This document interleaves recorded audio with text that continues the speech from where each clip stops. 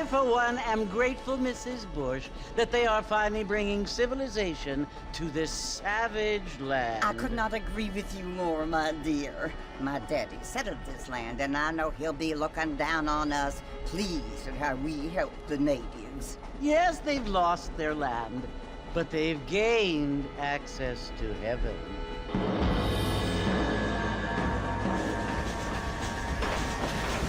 But Father, do you mean unless an innocent receives communion, they're destined to go to hell? It hardly seems fair. What I mean to say, Jenny, is that there is a great deal of difference between an innocent and a savage. I never thought of it that way. Yes, they lived like animals, but they're happier now.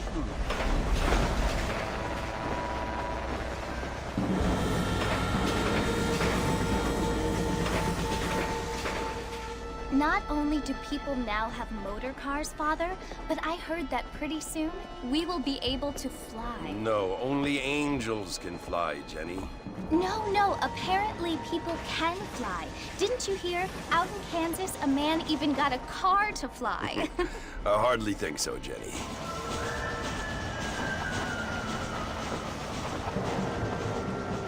Apparently, Mr. Johns wants to run for governor, which is why he's so concerned with cleaning up the state. Nate Johns. Yes. His family is nothing but hillbilly trash that came here after the war.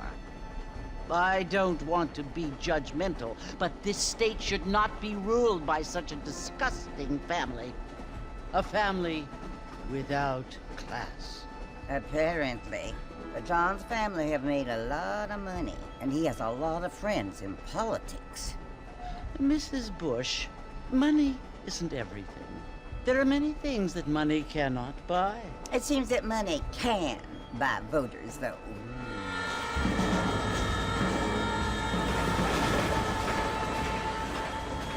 What you must remember, my dear, is that we have been brought here to spread the word.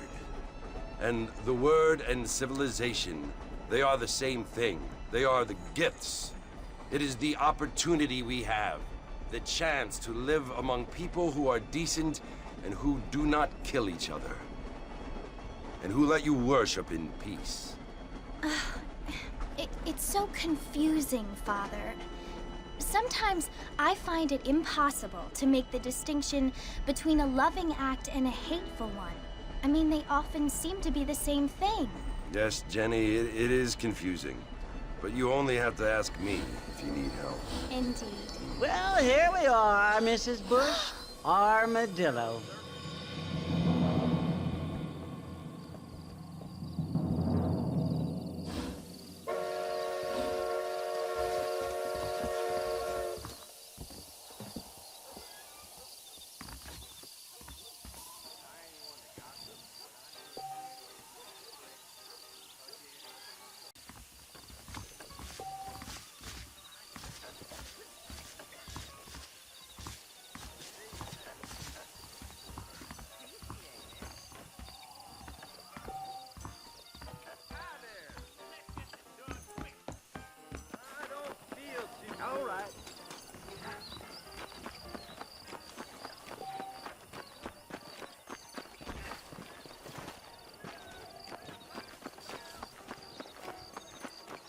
Good to see you.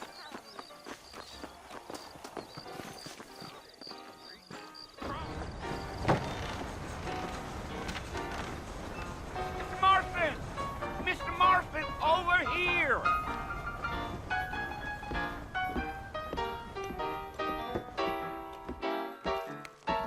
You must be John Marston.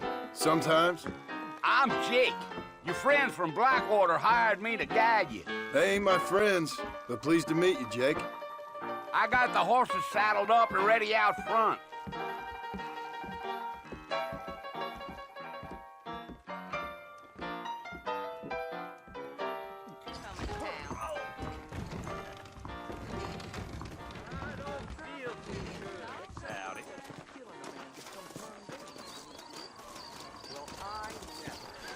You ain't gonna find sturdier horses than these in all of New Ulster. If you say so.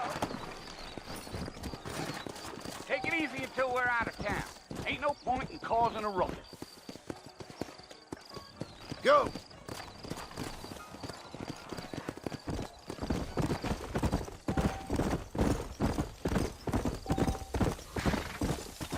Slow it up now. Whoa there. Go! Oh, it's Fort Mercy you want to visit? That's right. Ain't taking nobody up to the fort in a long time. Strange place for a decent fella to want to visit, if you don't mind me saying. Who said I was a decent fella? It's been abandoned for years now. Folks say it was built during the Mexican War. What kinds of soldiers around back then? Why'd they leave? Well, I ain't entirely sure. I heard they had to go up north to fight Indians, or maybe they got tired of being soldiers and went looking for gold. You know how things is. So what are you doing up at the fort? I'm looking for an old friend. Well, like I says, you ain't gonna find many folk around those parts these days. Those you do find are about as sociable as an ulcerated back tooth. I mean, I ain't one to judge a man by the company he keeps, but... Well, he ain't been friends for a long time.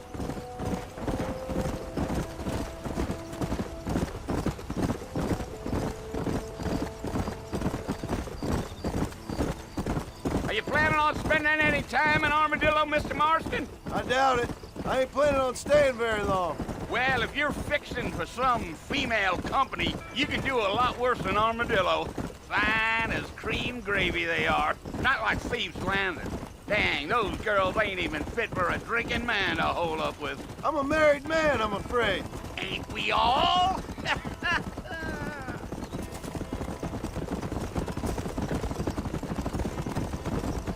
Giddy up. Yeah, so it was the marshal who hired me. Lee Johnson, do you know him? I think I heard his name. Says he got a telegram from some Blackwater big bugs asking for a guide. I guess it's none of my business. That's right.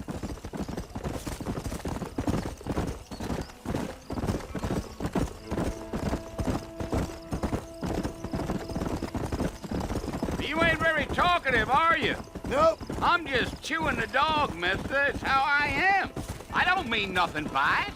Trust me. There's things you better off not knowing.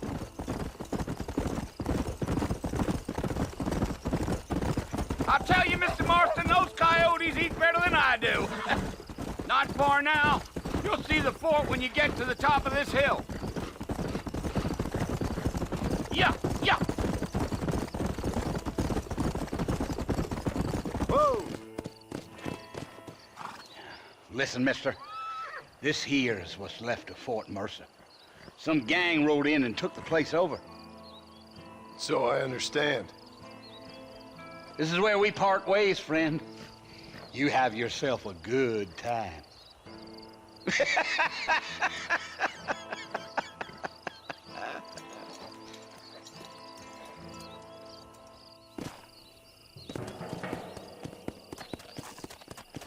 Yeah.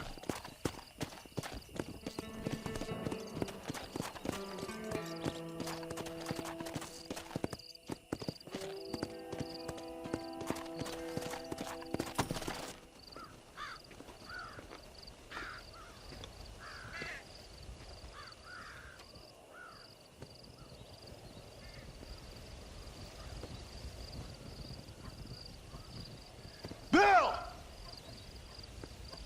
Bill, I've come for you! Bill Williamson! Come out here right now! Go away now, John. Don't make me kill you. Nobody needs to kill anyone, Bill. You must think I was born yesterday. You always did think I was an idiot. That ain't fair, Bill. You were as my brother. I've come to try to save you. Oh.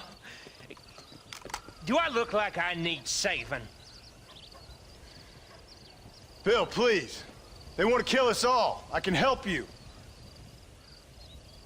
Well, you never tried to save me before. You only seemed to save yourself. Bill, I implore you think about this. You implore me? You implore me? You always were one for fancy words. Oh. Well, things are different now, John. Now I'm in charge! No more Dutch! And no more you. Implores. I implores you to go back and tell them to send someone just a little bit more impressive next time. Well? Oh. Poor John.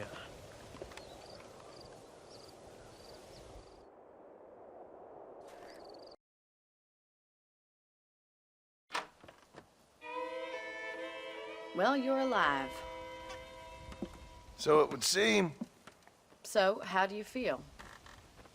I don't know the polite word for it. I do. Stupid is the word we use around here. What were you doing? I was doing something stupid. Well, you'll be okay. Once you didn't die, the doctor said you'd be fine. He got the bullets out a couple days ago. Good. It cost us $15. I'm sorry, madam. You should have left me there to die. Did you want to die? I mean, was that it? Was that why you went straight out to Fort Mercer and picked a fight with the worst bandit in the county? To die, Mr. Mr. Marston. John Marston. Bonnie McFarland. Miss Bonnie McFarland. Well, you may be right, Miss McFarland. I don't know. Huh. So what were you doing? I was trying to give Mr. Williamson a chance. For old time's sake. You know Bill Williamson? Knew him. Long time ago. Well, what was he like? Dumb. Just like you. Thank you, miss. See my hat? I have. And, what will you do now? Now I'm gonna take my time and go after him the less kind way. Well, that sounds very fun, Mr. Marston. Quite heroic, just like in those penny dreadfuls my brother used to read. Meanwhile, if you'll excuse me, I've got a ranch to run. Of course, if you're feeling better, why not take a ride with me later? Help me patrol the perimeter. You can earn back some of that money we wasted on doctor's bills. Of course. And thank you. For saving my life, I mean. Next time, Mr. Marston, I strongly recommend you don't try to lose it quite so earnestly. I'll bear that in mind.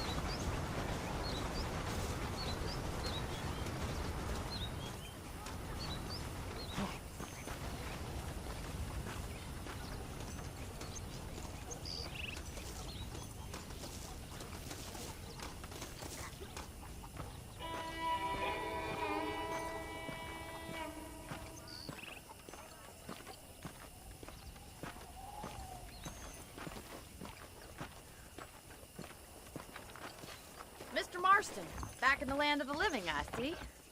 Figured it's about time I started paying back that $15. Well, no time to waste. The horses are saddled up over here.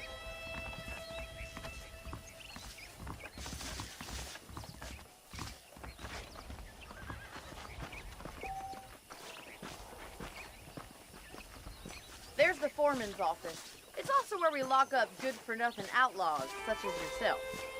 I'm happy enough with my current quarters right now, Miss McFarland. Hop on up. He won't bite. Happy to be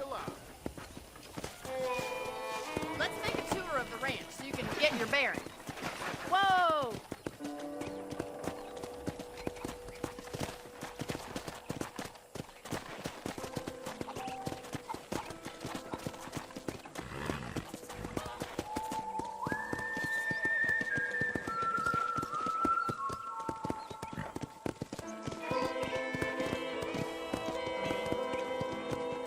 To your right is the general store. You won't find Parisian high fashion, but it's good for the essentials. Very convenient. I don't think I've ever seen a ranch with its own store before. Well, hello there. Giddy up! And here's the corral. This one's for the horses. What do you think?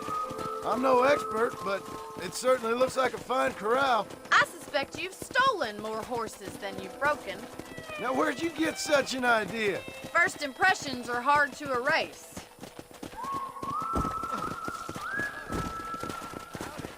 That's the train station. Things sure have changed since the line finally got finished, bringing in all sorts of new folk like yourself. Is that such a bad thing? Change is only good when it makes things better.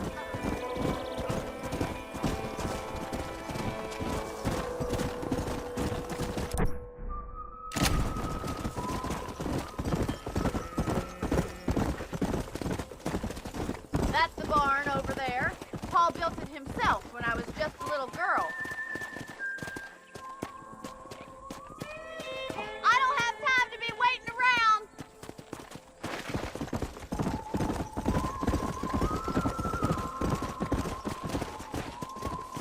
Easy now.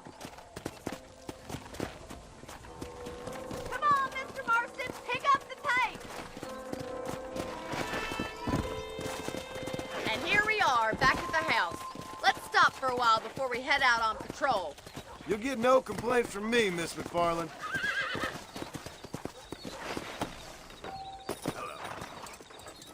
Well, are we going inside?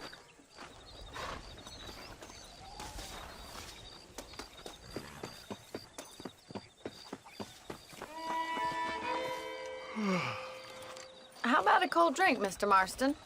Thank you, ma'am. Getting shot, then riding a horse seems to take it out of you. I could use a rest. Sure. Come on in. I'll show you the house, and then you can sit for a while. Thank you.